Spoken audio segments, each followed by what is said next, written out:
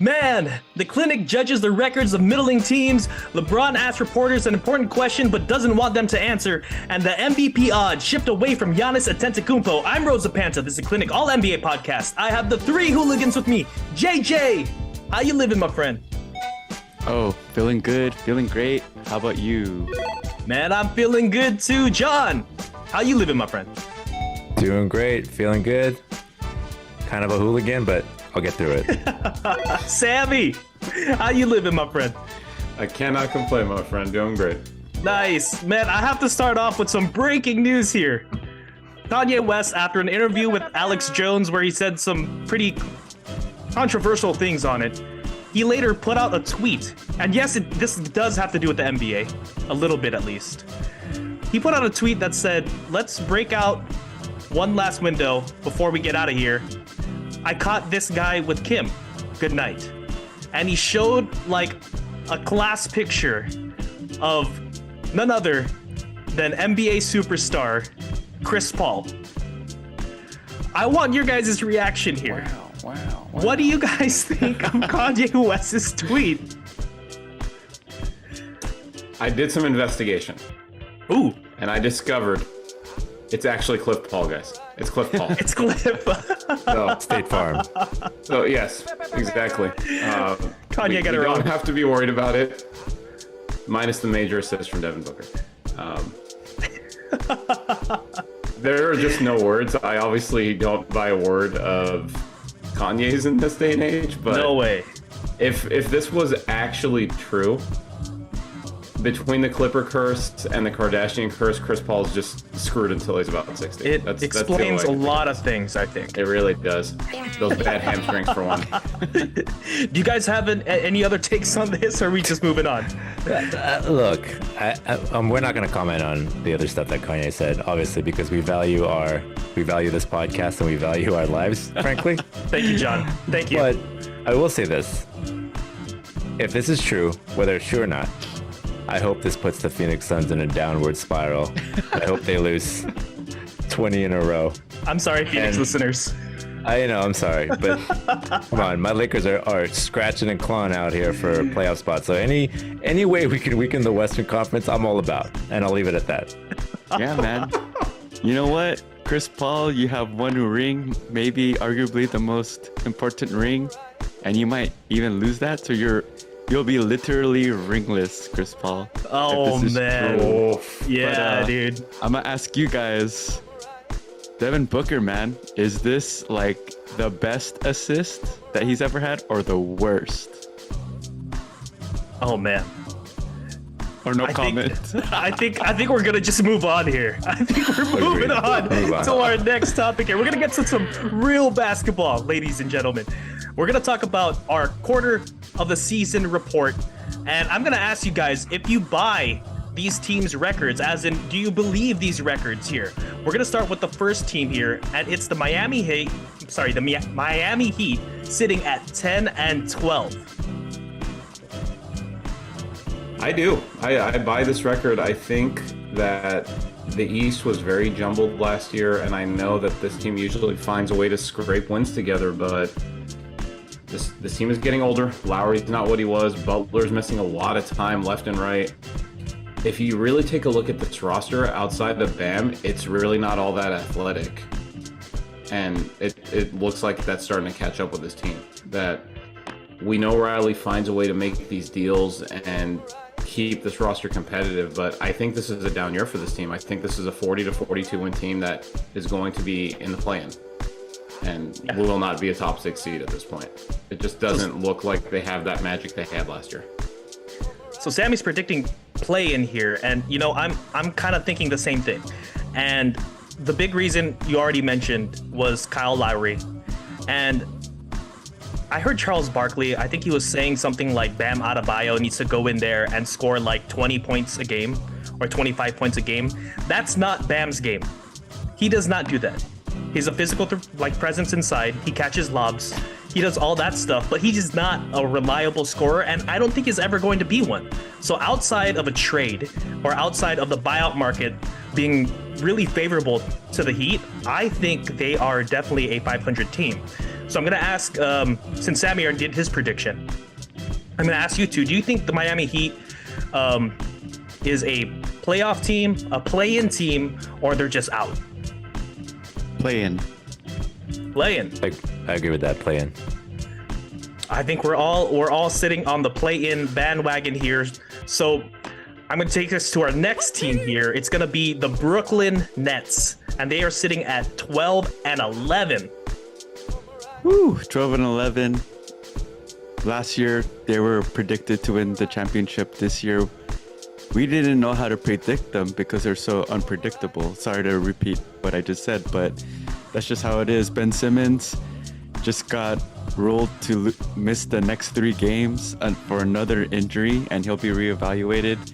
Their defense has improved. They're now sitting at the 19th spot for their defensive rating, but if you watch the Nets game as of recently, John, they've been having more turnovers, and do I dare say this, but we're just waiting for Kyrie or for another KD debacle, and we don't know what's going to happen next. Ben Simmons is not playing. Kyrie may miss a game just for who knows what, and how long can KD play at this high level without any help? He's already made remarks with his starting 5, you know? So it just doesn't look good for the Nets. So I'm buying that they're about a 500 team right now. Yeah, I'm gonna buy that too. I don't think they're as good as people thought to begin the season, and I don't think they're going to improve that much. Maybe a few games over 500, but I think their record is indicative of how they are as a team, and they're top heavy. They have Kevin Durant and they have Kyrie Irving, obviously, but then the next best scorer on that team is Claxton at 11, just over 11 points a game. And I'm sorry, nothing against Claxton, but if he's your 3rd best player, you're obviously missing something there. And I think, and Ben Simmons needs to be that guy. Like you guys said, he's not a scorer. He's averaging just under 6 rebounds, or under 7 rebounds, and just under 6 assists a game. But like JJ said, he's plagued with injuries again. And, you know, maybe that's going to affect him mentally. And, you know, he's had his issues, but is this going to be a setback? You have to think about those considerations. So I am buying it. I just don't know. Like, it's just funny to me that now we may be talking about Chris Paul with all of this drama instead of Kyrie Irving. What does the world come to? What is the world? Where are we going with this, guys? Come on. Anyway, I digress. And I'll throw this question to you, June and Sammy, real quick. Maybe a very short response. Do you think the Nets, like you said, June, about the previous team, are they a playoff team, non-playoff team, or a play-in team? What do you think, Sammy? I'll let you go. I'm gonna say play-in. I think this is another play-in team. Ooh. You know what? I'm gonna go a little crazy here. I'm gonna say playoff team. Okay. This is the reason. Okay, let me state my case here. Yeah, defend yourself. I'm gonna state my case a little bit, okay? All very valid points what you guys are coming up with. Ben Simmons is slowly getting back to form. He looks way better now than he did at the beginning of the season. And that's why they're winning more games. And honestly, another person who's getting back into form is Joe Harris. That guy used to be a knockdown 3-point shooter. He isn't really that right now, but he can be. So I'm saying that there's a good chance that by the end of the season, maybe they sneak into the playoffs. Fun fact, before we jump to the next team, Watanabe I think he is the best 3-point percentage shooter, whatever the minimum amount of shots you can take is. But he is shooting 57.1% from downtown. Yeah, I think he's averaging like maybe 6 or 7 3-point attempts a game. So that's pretty good. Shout out to the Asians. Shout out. What'd you guys think? Playoff? Play-in? Play-in. Out of it? Play-in. Play-in, okay. So we're going to take it to our next team here. The Indiana Pacers, who are sitting at 12 and 9. Sammy, what you think? Pleasantly surprised, man. You looked at this team at the start of the year, and it felt like they were going from a man Wemby, but Yeah. But Mathurin stepped in. He's been great. He is currently top 1 or 2 in the Rookie of the Year race, depending on what you think of Paolo's timeout with injury. Halliburton stepped up the way we thought he was going to, and you look at the young talent on this team, and there's a lot of it there. Jalen Smith's been playing pretty well for them. Hield is obviously not as young anymore, but he's still there and he's playing well. Miles Turner's been healthy. So I actually think that this team is going to keep this pace, with the only caveat being, do they still decide they want to trade Turner and Hield? Obviously, if they do that, it changes things. But if they just decide to go for it, I mean, and I don't mean go for a title, obviously, but just go ahead and play this out, I fully buy this. I think this is a 45-46 win team just because they play so well off of each other. So I like it. What do you think? I fully buy this as well. Right now, they're sitting like just 3 wins over 500, and I think they are an above 500 team. And I like everything that you just said. Can I just say that Ben Mathurin, did anyone predict this? Did anyone know he was going to be this freaking good? Absolutely not. Because I did not. And this is exactly what a team like the Indiana Pacers need, right? They need a really decent core, and they needed to hit on this draft, and they really hit on the draft, and you see it paying dividends. So I'm going to say they're a playoff team. And I just want to put one other thing out there too. So you said they're 12-9, right? They lost 4 of the first 5. Yeah. So you take that out of them clearly figuring out how to play together, and since then, what does that leave them at? 11 and 5, I think. Since then, and they lost 2 out of the last 3, but it's because I just look at, I know every team has these, but they played 3 and 4 nights. Those are scheduling losses too. So they just got lucky and, happened to hit a game winner against the Lakers in the middle of that. Sorry, John. But No, well, I was going to say, I'm not bitter or anything, but they shouldn't be 12-9. They should be 12-10. The Lakers blew a 17-point lead. And I know you're playing this clip. This clip on repeat, whatever this is. Take that off immediately. What is this? So Sammy, I wanted to toss that out there too. So they're 11 and 5 in their last 16. So playing really good ball. Playoffs, playing out of it. What do you think, Sammy? Playoffs. JJ, John. I'm going to say playoffs, man. I've always thought the Pacers were always good, with the exception of last year, and then they were all about selling their team. Now I'm back to being a fan. And also, one thing that I think we didn't mention before we jump real quick is that Rick Carlisle is a good coach. I think he does a lot. He does well with what he has. Mm-hmm. And if you look back at the Mavericks winning that title, that was a clear example of it, right? That team was clearly not better than the Miami Heat, but he made it happen. And I think he was a big part of that championship. Yeah, I completely agree with you, John. We're going to take it to the West Coast now. We're going to start with the New Orleans Pelicans at 13-8. I'm going to go with John here. Okay, so the Pelicans. I am buying on this record here. I do think that I think they're going to be better than this, actually. So I'm buying, but I think there's a lot of upside. I think they're way better than 5 games over 500. I mean, Zion is coming back. He's showing flashes of what he used to be. He's a lot thinner. He's a lot more in shape. Then you also have Brandon Ingram, and you have CJ McCollum. And they haven't even played together in a lot of games. There's been injuries here and there. I know they missed Ingram for a bit. So when they're all healthy, and they're deep, they have a deep team. So when they're all healthy, I think they're going to go on a run here. And I could honestly see them being maybe the top with the way the West is. I could see them easily ending up in the top 3 this year. And I'm fully on that bandwagon. And it hurts me to say this because they have the Lakers swap pick. So I'm rooting. If they get Wemby, then we might as well just, I don't know what we're going to do, but there's going to be a public outcry for how good the Pelicans are going to be for the next 10 years. But I'm buying on this. I love it. Sammy, what do you think? You pretty much mirrored most of what I was going to say. I am fully on board with this team. I think that they have a legit shot of finishing with the top seed out west. I even think this team could actually make the finals if they stay healthy. They mesh so well together, and like you said, they're so deep, but they have a little bit of everything you need. They've got the experience in McCollum. They've got the young athleticism in Zion, the playmaking ability, the shot making from Ingram. And they're so deep, like you said, and they're not just deep, but they're deep at the wing, which is so important in the playoffs, especially out west between Trey Murphy, Ingram, even sorry, I lost the name there. Herbert Jones, who I love as a defensive stopper on this team. They've got pieces everywhere, and the other thing that's important is they've got the contracts that if the right guy comes along, they could add to this team.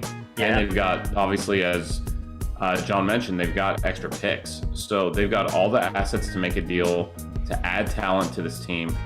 I'm fully on board. I love what I've seen from this team so far. So I think they're good for 50 wins plus to finish the regular season in a possible top seed. What do you guys think? Yeah, I'm buying this record that well above 500 and that they'll do some damage in the playoffs and potentially make a big run. Yeah, I'm completely in on this team. Along with you guys, it sounds like everyone here thinks that they can make a championship run. So obviously we think they're going to be all in the playoffs. We're going to take it to our next team here. The Golden State Warriors, sitting at 500 with 11-11 record. JJ, what you think? I will not buy this because I strongly believe that they're better than what their record states. And of course, my fellow podcasters here might shake their heads because they think I'm a homer, which I totally am. But objectively speaking, gentlemen, the Warriors within the past 7 or 8 games, they're ranked 6th in defense and 9th in offense. They switched a few things around that Jun has mentioned. For example, Draymond is now playing with the second unit, which is stabilizing their plus and minus results. And if you were to watch the last game against the Mavericks, the starters, who are by a mile way ahead of everyone in their plus and minus, were the reasons that they lost that game. It was the bench unit that kept the game close against Luka. So we'll see what the Warriors do. I still believe that they need maybe a piece to solidify the bench unit. And I'm going to say it again. I think they need to trade Wiseman before that $12 million contract comes in, which is a multiplier of 8 with the Warriors luxury tax. So we'll see. Jun, what do you think? Think the Warriors represent that 500 or No. they're better, man? I think they're better. I think they're better for sure. And I know I might be accused of being kind of a homer as well, but I'm going to say this. Surprise, surprise. You get rid of James Wiseman, who literally had the worst rating in the league, Yeah, man.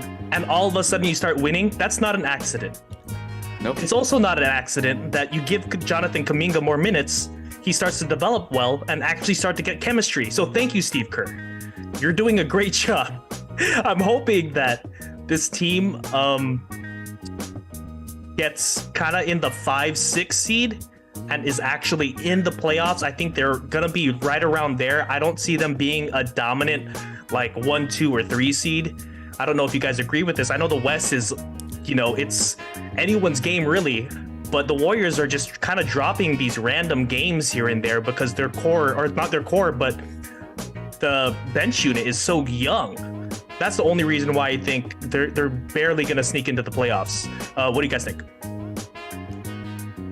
I'm in roughly the same boat. I think this is a team that's going to finish somewhere between 4 and 6. I do think they need a trade to solidify the bench, either a big, a wing, or both. I just feel like they miss Gary Payton a lot, and DiVincenzo hasn't been able to help. And obviously Wiseman hasn't worked out, but I'm in general agreement with both of you. Are you guys concerned about Jordan Poole? He's been inconsistent. He just needs to learn the hard way. Right? Like, we're really inconsistent. We're asking, I think the Warriors are asking a lot of Jordan Poole, who isn't a naturally good defender. The reason why he was so successful last year is because we had defenders everywhere, literally everywhere, so we could mask it. And now that we don't, it looks really, really bad, like really bad. It's hard to play with 4 future Hall of Famers and duplicate what Steph does with the bench. Sorry, I know what you mean, but when you say it's hard to play with 4 future Hall of Famers, it sounds bad. Like, I know. I'm pretty sure the 5 of us can play with 4 future Hall of Famers. Yeah. And maybe score like 7 points at least. But I know what you mean. Yeah, I Yeah, know what the you mean expectation too. level is Yeah, really I know high. what you mean too, John. Thank you. Sorry, it just came up to me, and I was thinking, oh, No, that's yeah, you're right. that You're doesn't right. sound- But John, Okay. playoffs playing out of it. Playoffs. Yeah, I'm never gonna count Steph Curry out.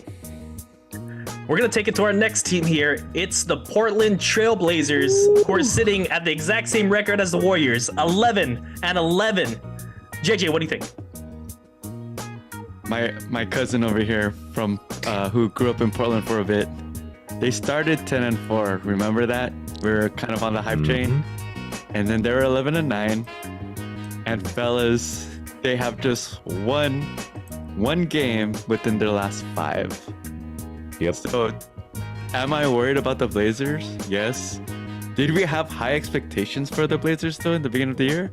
No. So it was a pleasant surprise that they were actually 10-4 in the beginning of the season. Their defensive rating and offensive rating is 16 and 18, and those aren't the rankings that you need to be a playoff team. Yes, they do have Dame and Anthony Simons, but I don't think that backcourt could stop any front court. And we've been saying that for years. Hopefully GP2 comes back soon and helps out with that backcourt, but I am not hopeful that they will be a strong playoff team. And I'll say that they will be in the play-in or at best 7th or 6th seed. No, I'm gonna just say play-in. I'm not gonna cop out. I'm gonna say play-in. Fun fact: the Blazers have not kept any team under 100 points this entire season. Wow. So, to me, yeah, they're not great defensively. They are giving up a lot of points. I know Simons is he's developing into a borderline star here, and he's, the potential, his ceiling is high. Like, he can still improve, and I like him a lot as a player. Dame has been injured the last few games, so when he comes back, and I think they're just gonna win based on their offense. But I agree with JJ here. I am selling on this idea that I think they're going to be worse than a 500 team, to be honest with you. I think you're going to see a fall off. I know they started strong. I'm getting these Washington Wizards vibes from last year where they start off super strong and then they just fell off a cliff. I could Good see the analogy. Blazers miss the playoffs, and I'm going to say out of the playoffs. Ooh. Sorry, Ro. I know. I can't even respond right now, dude. I can't Your even. Domantas Sabonis, Sammy. not Domantas Sabonis, Arvydas Sabonis jersey can stay in the closet. Sam, I you're love him, gonna though. have to go here. You're gonna have to go here. What you think? I think they're out of the playoffs too, man. Oh, my goodness. I'm looking What? at the top 10, and unless you think they're going to beat out Minnesota, I don't think they're staying ahead of Dallas. And then look at the rest of these teams. Tell me who they're better than. Phoenix, Denver, New Orleans, Memphis, Clippers, Kings, Jazz, Warriors. Lakers.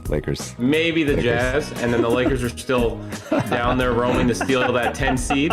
I will say another interesting part of this too is Jeremy Grant has had a hell of a year, Yeah. and his contract is up. And if they want to keep him, it's going to cost something like 30 or 40 million a year. If they play their cards right, I think they played it into trading him if they do fall off a little bit and getting some real assets in return. 'Cause remember, they only had to trade a 1 to get him from Detroit.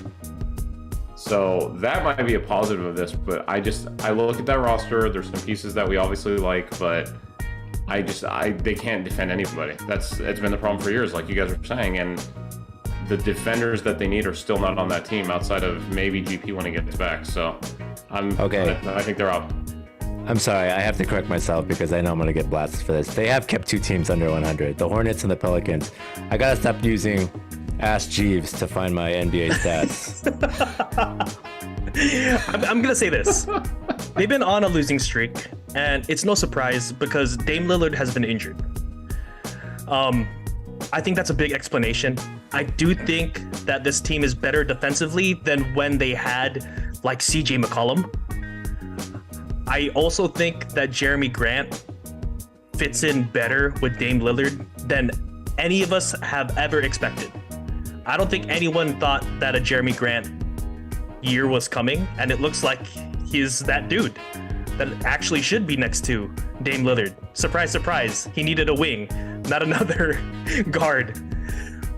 I'm gonna say that this team is frisky enough that they're gonna make the play-in. That's where I'm gonna go with this. I know you guys don't agree, but I'm gonna take us to the word from our sponsor. The NBA season is heating up and there are still so many unknowns. When I'm looking to get into the action, I bet with DraftKings Sportsbook, an official sports betting partner of the NBA. New customers can bet just $5 pregame money line on any NBA team to win their game and get $150 in free bets if they do. Download the app now, sign up with code TVPN, place a $5 pregame money line bet on any NBA team to win their game and get $150 in free bets if they do. That's code TVPN, only at DraftKings Sportsbook. Minimum age and eligibility restrictions apply. See show notes for details. All right, boys, we're gonna go with our MVP pick. And, 2 months ago into the 22-23 season, it's been kind of a crazy start, but now we're starting to see teams emerge, right? And the MVP race started off with Giannis Antetokounmpo at plus 275. And now that's flip-flopped. Now we see Jason Tatum taking that at plus 275 to win MVP. And I wanted to ask you guys, who's your guys' MVP pick? Is it Jason Tatum, Giannis Antetokounmpo, Donovan Mitchell, Jokic, Luka Doncic, or Steph Curry? And I'm gonna call someone out here. Sammy. All right, well, what I want you to do when you finish listening to this episode is go download the app, plug in that code, go bet on Jason Tatum to win the MVP. Because barring injury, this is over. It's over. Yes, sir. And I will say that with some confidence because what have we always talked about with MVP? What's a big part of it? That's right. Narrative. Yes, that's it. Giannis has his too, and he deserves them. Donovan's playing well, but they've got Garland, they've got Mobley.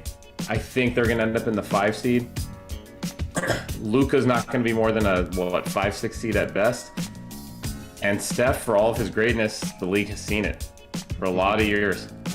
Tatum's coming off the Udoka scandal this offseason, came back in. This team is 18-4. He's averaging over 30 a game. He's in the spotlight now. People really know him, not just in the league. He's very mainstream now.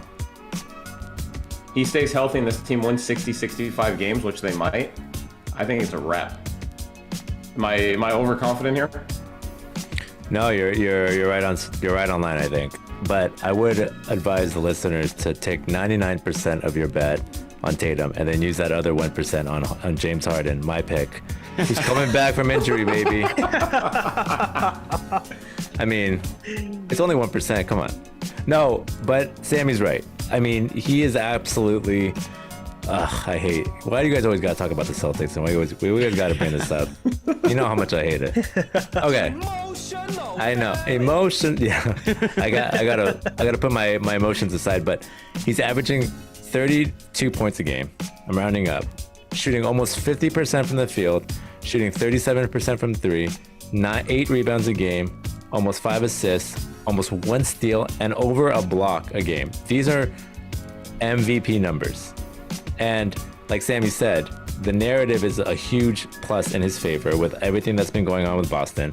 And then they have the best record at 18-4. I mean, everything is aligning, and barring injury, like Sammy said, or some sort of unprecedented run, like the Bucks go on a 20-win game win streak where you have to consider Giannis, this is pretty much locked in as it stands, barring any injury.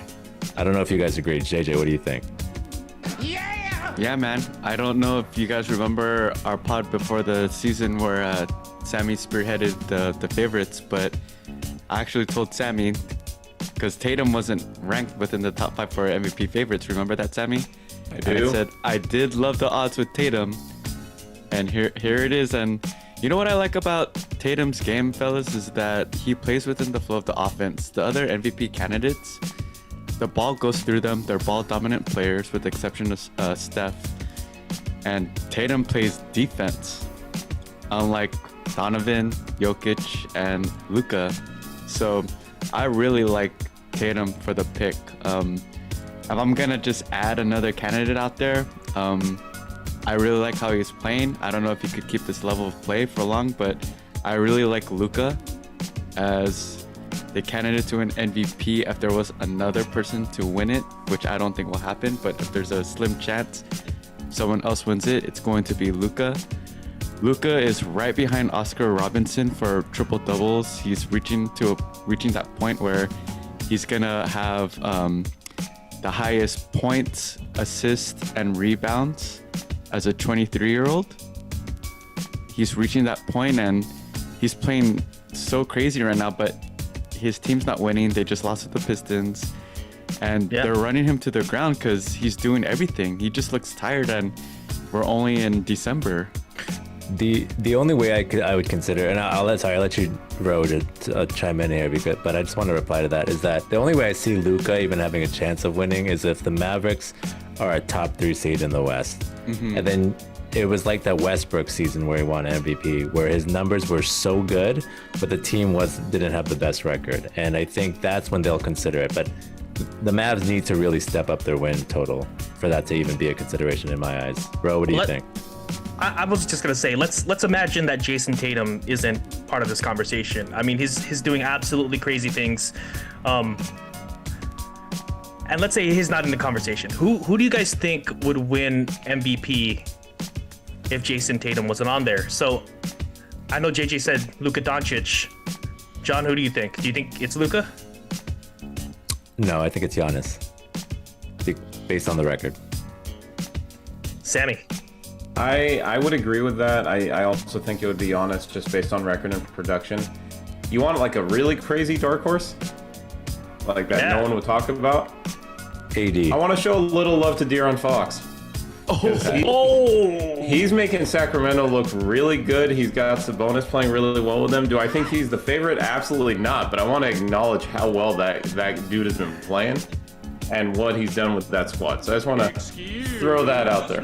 Light the beam, Sacramento. I like that, Sammy. Oh no, look what you did. Ro is busting out his next jersey out here. Bust out the bandwagon. Let's go. We're gonna take this to our next topic here. I know everyone saw this. It was LeBron James.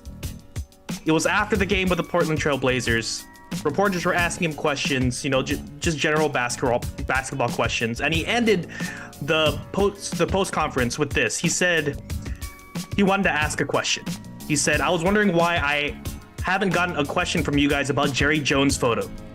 But when the Kyrie Irving thing was going on, you guys were quick to ask questions about that. When I watch Kyrie talk and he says, I know who I am, but I want to keep the same energy when we're talking about my people and the things that we have been through, that Jerry Jones photo is one of those moments that our people, black people, have been through in America." And he goes on to say that he knows everyone makes mistakes, but he's just wondering why reporters are avoiding asking LeBron James about the Jerry Jones photo, but we're so quick to talk about Kyrie Irving. Do you guys see that LeBron James has a point here? Does he has a point to bring this up? Yes and no. I think under the circumstances, I think it's important to separate the two, knowing that yes, what Jerry Jones did is in my eyes egregious, and there's it's reprehensible, but you also have to look at kind of the considerations and the facts surrounding it, right? He was younger. I'm not excusing that type of behavior when whatever age you may be, but he was like a teenager, right? Or preteen. Yes. And this Like happened 13, 14. This happened a long time ago. And now I'm not trying to diminish the importance or the severity of it. But it's different from what Kyrie is doing currently because it's more relevant. It's a current event, right? And so I think you have to separate those two and take that for what it is. But I do think that LeBron has a point that there is sort of a tendency for the media to rush and to talk about certain things when it kind of fits their narrative, or when they feel that there are certain factors in play like race or ethnicity, orientation, whatever it may be. You kind of see that there is a trend, and I'm not, I'm just gonna, I don't want to dive too much into it. I don't want to talk politics, obviously, but I agree with him in a sense. But then you also have to look at the fact that this happened. We're digging up something that happened so long ago, and we're all human. We make mistakes and things like that. But he kind of has a point, and in my eyes, overall. And I'll leave it at that. I don't know what you guys think about it. Okay. I love what you said. I'm gonna go with another angle, fellas. Ready?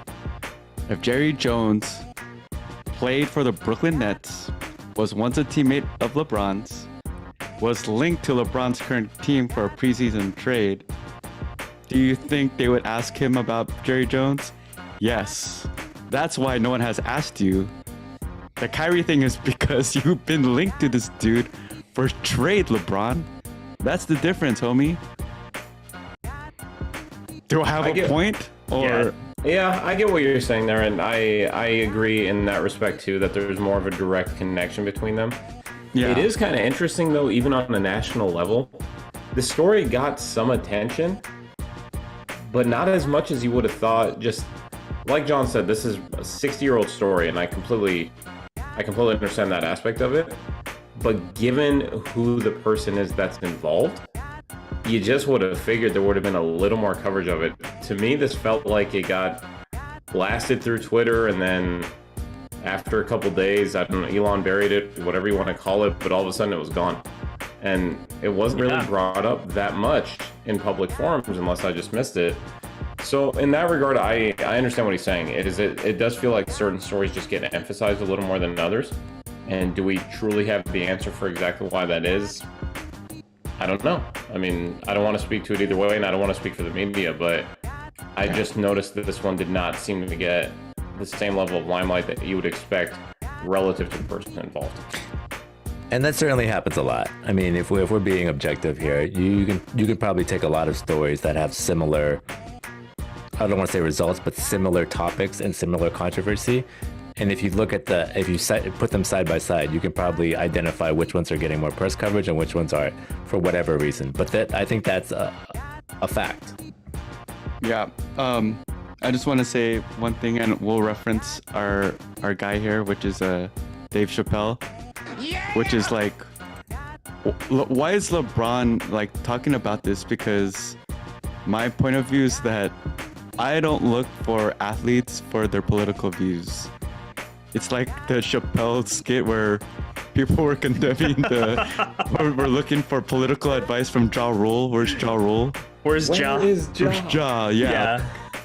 I mean, sorry, not sorry that, sorry LeBron, like you're not that type of guy that I look for advice or political research, so. Yeah. Yeah. You shouldn't be looking at Ja Rule for political advice. You should be looking at Ja Rule for music festival advice instead. Yeah, absolutely. This is like a super sensitive topic that we're like touching on here, and I just want to say that LeBron James does have a point when saying that this news about Jerry Jones is sort of being buried, let's say, or being ignored or overlooked. And when Kyrie does something, it's like a big deal that he has to speak on it. They have to ask him questions about it. And I think he has a point. I think his saying is like, hey, like, I want to see the same energy like what Kyrie said. I kind of see both sides here, because it's like, I see Jerry Jones is also football, LeBron James is basketball, so I get it. I get both sides here, but I do think that this needs to be talked about more. Anyway, that's actually all we have for tonight's pod. I want to thank you three for being on. JJ, thanks for being on, man. Spread the love, not hate. Thank you, fam. John, thanks for being on. Absolutely, man. Love always. Sammy, thanks for being on, man. Thanks, man. Always appreciate you. And of course, shout out to our video producer, RJ. Check out our YouTube channel. Remember to rate, subscribe, and review. Like us on our Facebook group page, The Clinic All NBA Podcast, and follow us on Twitter at Clinic All NBA. I'm Rosa Panta. This is Clinic All NBA Podcast. Come find us wherever you get your podcasts.